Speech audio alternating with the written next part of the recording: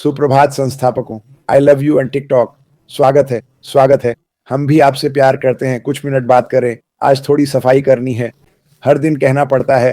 कल किसी ने पोस्ट किया कि हमारी नई वेबसाइट है, ये खुला है, यहाँ जाएं। वह सच नहीं है, ये सच नहीं है। कृपया ऐसी बातें पोस्ट न करें दोस्तों। अगर बैक ऑफिस या हमने नहीं कहा तो पोस्ट न करें। आज बड़ी बात, मेरा और मार्टी का फोटो हर जगह है। हर चैनल पर पोस्ट किया गया कि हमने कहा 4 हफ्ते में 12 प्रोडक्ट और 3 फ्री प्रोडक्ट लॉन्च करेंगे। ये सच नहीं है। सैम पैट पटेल, कृपया हटा दें। मैंने फेसबुक पर लिखा है। कृपया इसे ग्रुप से निकालें। ये हर जगह है। अरे दोस्तों, आप बेहतर जानते हैं, ऐसा मत करो। अगर ऐश या ओईएस में नहीं है तो पोस्ट न करें। आज सुबह 50 मिलियन मैसेज मिले। क्या यह सच है? क्या यह सच है? आपको मुझसे कभी पूछने की जरूरत नहीं है कि यह सच है या नहीं। बस अपने ओईएस में देखें, वही आपको जवाब देगा। जब मैं चीजों को गलत तरीके से पोस्ट होते देखता हूं तो मुझे लगता है आप जो कर रहे हैं, खासकर हमारे चेहरे का इस्तेमाल करके, आप कोई भी लाइव देख सकते हैं और देख सकते हैं कि हम वास्तव में क्या कहते हैं। हमने जो कुछ कहा है वो भविष्य में आने वाला है। हमें लगता है कि एक बार शुरू होने पर चीज़ें तेज़ी से बढ़ेंगी। हमने कभी नहीं कहा कि इतने प्रोडक्ट्स होंगे या ऐसा होगा। हमने बस ये कहा है कि एक बार शुरू होने पर वे चल पड़ेंगे। इसलिए कृपया भगवान के लिए रुकिए। मैंने हर ग्रुप में देखा जो आप कर रहे हैं।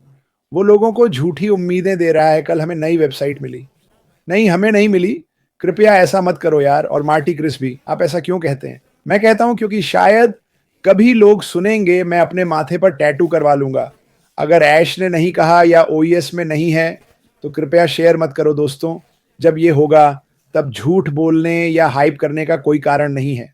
ये होगा। ऐश, आप जानते हैं कि जब आप ऐसी चीजें पोस्ट करते हैं तो आप ऐशमा को भी कई परिस्थितियों में डाल देते हैं, क्योंकि मुझे यकीन है कि उसे भी मेरी तरह मैसेज मिलते हैं।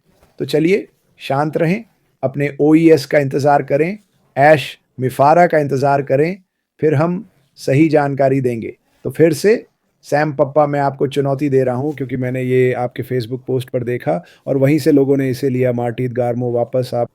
ठीक है, अब मुझे अपना दृष्टिकोण देना चाहिए। ये मार्टी और क्रिस लाइव है। अगर आप पोस्ट करते हैं, ऐसे ही करते रहें। मैं आपका नाम लिख सकूं ताकि शायद हम आपको इस कंपनी से निकाल सकें। ये मेरा इस पर विचार है। ठीक है, हम थोड़े अलग हैं। अगर झूठ है और आप पोस्ट कर रहे हैं तो बहुत ज्यादा बात हो गई। करें तो नाम साफ साफ लिखें ताकि अगर किस्मत अच्छी हुई तो आपको कंपनी से हमेशा के लिए निकाला जा सके। अगला क्या है? चलो आगे बढ़े। ओह, मैं यह करना चाहता था जो लोग आगे बढ़ना चाहते हैं और रोज वही मूर्खता करने वालों से बात बंद करना चाहते हैं। हाँ, मैं इस बारे में बात नहीं करूंगा। बस करो। बस यह सुनिश्चित करें कि आप कौन हैं, यह स्पष्ट हो। और हाँ, अगर आप कुछ ऐसा पोस्ट करते हैं जो आपका नहीं है और सच नहीं है, मुझे पता नहीं चलेगा। तो जब मैं आपका नाम लिखूंगा और कहूंगा ये व्यक्ति बिना किसी कारण के टैबिक कहता है, मुझे लगता है उन्हें हटाना चाहिए। मुझे नहीं पता क्या मेरा कोई मतलब है, पर मैं इससे थक गया हूं। खैर, कुछ बातें मैं बताना चाहता था। कल मैंने उन कंपनियों के बारे में बात की जो बदली, बड़े बदलाव किए और यह उनके अस्तित्व के लिए जरूरी था, उनके बचे रहने के लिए। और कुछ ने ऐसा किया जैसा आपने कल देखा और वे बन गए भविष्य की सुपरस्टार कंपनियां। वे अभी भी मौजूद हैं और पहले से कहीं बड़ी हैं, लेकिन कुछ ऐसी भी थीं जो नहीं बदली। मैं वापस जाऊंगा 1985 से 2010 तक। ब्लॉकबस्टर स्ट्रीमिंग को अपनाने से इनकार किया। ब्लॉकबस्टर एक समय में प्रमुख वीडियो किराया कंपनी थी, पर डिजिटल स्ट्रीमिंग को नजरअंदाज किया। 2000 में नेटफ्लिक्स द्वारा 50 मिलियन में खरीदे जाने का मौका ठुकराया। जब अपनी स्ट्रीमिंग सेवा शुरू करने की कोशिश की, तब तक बहुत देर हो चुकी थी। इसलिए बदलाव जरूरी है। अगर आप 30, 40, 50 के हैं तो याद होगा ब्लॉकबस्टर हर जगह था। मैं हर शुक्रवार को जाकर बच्चों के लिए वीडियो लाते थे जिन्हें हम सप्ताहांत में देखते थे। कोडक 1848 2012 में दिवालिया डिजिटल क्रांति को नजरअंदाज किया। कोटक ने वास्तव में 1975 में डिजिटल कैमरे का आविष्कार किया था, लेकिन तकनीक का समर्थन करने से इनकार कर दिया। फिल्म व्यवसाय को नुकसान के डर से तकनीक का समर्थन नहीं किया। डिजिटल फोटोग्राफी के बढ़ने से कोडक ने अपनी प्रासंगिकता खो दी, समझ रहे हैं ना। मैं कभी 1888 की ओर नहीं देखता। ओह नोकिया, मैंने सुना कि कोलिंस ने एक बार इसका जिक्र किया था। 1865 से है, पर प्रभुत्व खो दिया। स्मार्टफोन ट्रेंड को नजरअंदाज कर नोकिया मोबाइल फोन में अग्रणी था, लेकिन टच स्क्रीन स्मार्टफोन की क्षमता को नहीं पहचाना। पुराने सॉफ्टवेयर पर अड़ा रहा। जब एप्पल और एंड्रॉयड बाजार पर छा गए, यानी वह दिन आता है और दरवाजे खुलते हैं और लोग चले जाते हैं। क्या मैं यह करूं? मैं ऐसा नहीं करता। क्या मुझे यह करना चाहिए? जो आगे हैं और लंबे समय तक बने रहना चाहते हैं, वे पहल करते हैं। याहू 1964 से है, पर प्रभाव खो दिया, मना कर दिया। गूगल द्वारा 1 मिलियन में खरीदे जाने के लिए याहू के पास कई मौके थे। याहू के पास शुरुआत में गूगल को खरीदने के कई मौके थे, पर उसने मना कर दिया और सर्च टेक्नोलॉजी में निवेश भी नहीं किया।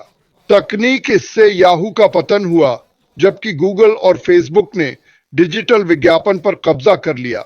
विज्ञापन ब्लैकबेरी 1986 अभी भी है, पर अब कोई बड़ा खिलाड़ी नहीं है। उन्होंने टच स्क्रीन तकनीक को भी नकार दिया। टच स्क्रीन तकनीक ब्लैकबेरी मानता था कि फिजिकल कीबोर्ड टच स्क्रीन से बेहतर है। ग्राहकों के रुझान को नजरअंदाज किया। इसके चलते आईफोन और एंड्रॉयड को बाजार हिस्सेदारी खो दी। सीयर्स को याद करें। सीयर्स हर साल एक कैटलॉग निकालता था, मतलब वे बहुत बड़े थे। 2018 में दिवालिया हो गए। ई कॉमर्स अपनाने में विफल रहे। अमेरिका का सबसे बड़ा रिटेलर सीयर्स ने ऑनलाइन शॉपिंग नजरअंदाज की। हम वहां नहीं जा रहे, हमें वहां जाने की जरूरत नहीं, पर ऐसा हो रहा था और कुछ ने फायदा उठाया। जबकि अमेज़न और वॉलमार्ट जैसे प्रतिद्वंदी तेजी से अनुकूल हुए। टॉयज आर अस 1948-2017 में दिवालिया हो गए। ई कॉमर्स को नजरअंदाज कर अपना प्लेटफॉर्म बनाने की बजाय अमेज़न को बिक्री सौंपी। हे भगवान, 2000 के शुरुआती दशक में यह फैसला उसे प्रतिद्वंदी पर निर्भर बना गया और पतन का कारण बना। मुझे पता नहीं था, पर माइस्पेस 2003 अब भी है, लेकिन अप्रासंगिक। कुप्रबंधित विकास, प्रतिस्पर्धा नजरअंदाज की। माइस्पेस अग्रणी था, पर नवाचार नहीं किया, जबकि फेसबुक ने यूजर अनुभव पर ध्यान दिया। आपको बॉर्डर्स याद है? बॉर्डर्स 1971 से थे, 2011 में दिवालिया हो गए। ई बुक्स और ऑनलाइन बिक्री नजरअंदाज की। बॉर्डर्स भौतिक किताबों की दुकानों से चिपके रहे, जबकि अमेज़न और बार्न्स एंड नोबल ने डिजिटल किताबें और ऑनलाइन बिक्री अपनाई। जेरोक्स 1906 में आया, अभी भी है, पर प्रभाव खो चुका है। पर्सनल कंप्यूटर क्रांति से चूक गए। जेरोक्स ने आधुनिक कंप्यूटरों की कई तकनीकें विकसित की, पर उन्हें व्यावसायिक नहीं बना पाए। माइक्रोसॉफ्ट ने इसके बजाय आगे बढ़ लिया। इन असफलताओं से मिले महत्वपूर्ण सबक। बदलो या मिटो। आपको क्या लगता है किसने ये लिखा? जैसे कि कहते हैं करो या मरो, बदलो या मिटो। इसे बाहर फैलाओ। पूछा था करो या मरो, अब कह रहा है बदलो या मिटो। कंपनियों को बदलाव और नवाचार अपनाना चाहिए। बाजार के रुझानों को सुनो। ग्राहकों की मांग को नजरअंदाज करना विनाश का नुस्खा है। तकनीक का लाभ उठाओ। पुराने व्यापार मॉडल से चिपके रहना असफलता ला सकता है। मैं यह इसलिए बताना चाहता था क्योंकि हम उसी बदलाव के द्वार से गुजर रहे हैं। मुझे पता है, जब आप वह अपडेट पढ़ते हैं, लोग अलग अलग हिस्सों पर ध्यान देते हैं। मैं इस पर ध्यान नहीं देना चाहता कि किसने क्या गलत किया, या कौन गलत पोस्ट कर रहा है, या किसने लोगों को गलत चीज में शामिल किया। मैं इससे निपट चुका हूं। हमें आगे देखना चाहिए। हमें यह जानना है कि जब एंट ने जून जुलाई में कहा था कि वह इस जहाज का नेतृत्व करेगा क्योंकि यह भटक रहा था, तो यह अच्छा हुआ। उसने इसे सही दिशा में लाया, पर उसने यह भी कहा कि उसे यह तरीका पसंद नहीं है, यह सही काम नहीं कर सकता। उसने जांच की और हमें न सिर्फ वापस पटरी पर लाया, बल्कि हमें आगे भी बढ़ा दिया। यह बहुत सुंदर है। मैं दोनों को दिखाना चाहता था, जो कंपनियां बदली और जो नहीं बदली। मुझे लगता है यह काफी अच्छा है। मुझे आशा है कि आपको समझ आया कि दोनों कितने महत्वपूर्ण हैं। ये बात वीडियो में भी होगी, मैं इसे पोस्ट करूंगा और यह हमारे YouTube चैनल पर होगा। मुझे इसे पहले रिकॉर्ड करने का मौका नहीं मिला, इसीलिए लाइव करना पड़ा। यहाँ बहुत से लोग अलग अलग चीजें कर रहे हैं। मैं यहाँ सभी से प्यार करता हूँ। अगर आप अब तक यह नहीं जानते तो यह दुर्भाग्यपूर्ण है। मार्टी, तुम कठोर हो, तुम बेबाक हो। हाँ, तुम सही हो। 6 साल, रोज 10-12 घंटे, हफ्ते के 7 दिन, बिल्कुल सही। 6 साल में एक दिन भी नहीं जब मैंने इस कंपनी के लिए काम न किया हो। कोई छुट्टी नहीं, मैं कहीं नहीं गया, मैं यहीं था हर रोज। हमें बड़े होकर जिम्मेदारी लेनी होगी और आगे बढ़ना होगा। ये वयस्क लोग हैं जो गलत काम कर रहे हैं। हाँ, मैंने कहा था कृपया ऐसा मत करो। मैंने लोगों से कहा वो पोस्ट न करें, कंपनी को नुकसान हो सकता है। फिर भी लोग करते हैं। ठीक है, मैं दोनों पक्षों से खेलता हूं। रूस की कंपनियों में काम करता हूं, सीखा कि बदलना पड़ता है, पर मैं वही रहता हूं। किसी की ज्यादा परवाह नहीं करता। सिर्फ उत्तेजना के लिए अफवाहें फैलाना उचित नहीं। आपको वास्तव में उत्साहित होना चाहिए। पिछले 6 सालों में जो किया वह मौसम तक पहुंच रहा है। सुरंग के अंत में रोशनी दिख रही है। सुरंग के अंत में रोशनी है। कल संदेश भेजा।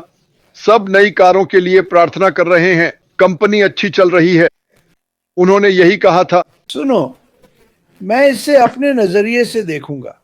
मुझे पता है मेरे पास क्या है, मैंने जीवन में क्या किया है। जब मैं $30 से $529 महीने की आय देखता हूं तो सच कहूं तो मैं बड़ी मुसीबत में पड़ जाऊंगा। मुझे पता है हर किसी की आय अलग है, पर $529 महीने के बारे में मैं साफ कह दूंगा। अगर आप इतने में गुजारा कर लेते हैं तो आपको धन्य हो, पर यह जीवन नहीं है। इसका मतलब है जो कुछ भी जुटाते हैं वो सब खर्च हो जाता है, यानी $500 महीने। इस बारे में सोचिए। आप सब जो सुन रहे हैं, आपका घर, कार, बिजली, पानी का खर्च $2000 से ज्यादा होगा महीने का, और ये सिर्फ एक साधारण जीवन जीने के लिए है। पर जैसा मैंने कहा, कुछ लोग बहुत कम में रहते हैं, अपनी वजह से नहीं बल्कि नौकरियों की कमी के कारण। यहाँ पर तो हर तरह की नौकरियां मिलती हैं। शायद अब अच्छी पगार वाली नौकरियां नहीं हैं, पर इन देशों में बड़े जीएम, क्रिसलर और फोर्ड कारखाने नहीं खोल रहे जहां लोग आकर काम पा सकें। पर मुझे उम्मीद है कि यह बदलेगा। लेकिन मैं कहूँगा बदलाव तब आएगा जब यह कंपनी उड़ान भरेगी और वो बिक्री जिसके बारे में मार्टी बात करता है बढ़ेगी। मतलब अगर आपकी $500 मासिक आय से बढ़कर 8,000 $2,000 हो जाए तो आपका जीवन बदल जाएगा। और मुझे लगता है कि ज्यादातर लोग जिनके साथ ऐसा होगा, जो शायद हम में से अधिकांश होंगे, सोचेंगे अरे वाह, अब मैं क्या करूं, अब मैं इस अतिरिक्त पैसे का क्या करूं। खैर, आपकी जीवन शैली बदलने वाली है, यह बेहतर होने वाला है। शायद आप एक अच्छे अपार्टमेंट, कोंडो या घर में जाना चाहेंगे और आप इसके बारे में सोचेंगे। और जैसे जैसे साल बीतेंगे, जैसे जैसे ये असीमित कंपनी बढ़ेगी, हम समझेंगे कि हम कहाँ थे और पहले कितना कमाते थे। और हम लोगों की मदद करना चाहेंगे, खासकर आपके पड़ोस और देश में। ये सिर्फ हमारे सभी परिवारों की मदद करने के बारे में है सबसे पहले। पर आपके पास जो असीमित धन होगा वो समुदाय के लोगों की मदद करेगा। Africa, Papua New Guinea, Bangladesh, Bharat के दूर इलाकों में लोगों को खाना, पानी, पैसे की ज़रूरत है। ये निश्चित रूप से कई लोगों की ज़िंदगी बदलेगा, पर हमें इसे होने देना होगा। और जब ऐसा होगा, माफ़ कीजिए, जब होगा जैसा मैंने कहा, लोग खुश होंगे, तब आप वो पोस्ट कर सकते हैं। सही, याद रखना। चलो शुरू करें। साहब, जल्दी काम शुरू कीजिए, हम कर रहे हैं। हाँ, जल्दी चाहिए, पर सही तरीके से होना भी ज़रूरी है। मैं कह रहा हूं, मार्टी ने कहा, हमें एक मौका मिलेगा, ऐश को एक मौका मिलेगा, इसे सार्थक बनाएं। खैर, आप सबका बहुत बहुत धन्यवाद। और चलो बस प्रार्थना करते रहें, ठीक है? क्योंकि यही शायद सबसे ताकतवर चीज है जो हम कर सकते हैं। मुबारक और व्यवसाय के लिए प्रार्थना करें।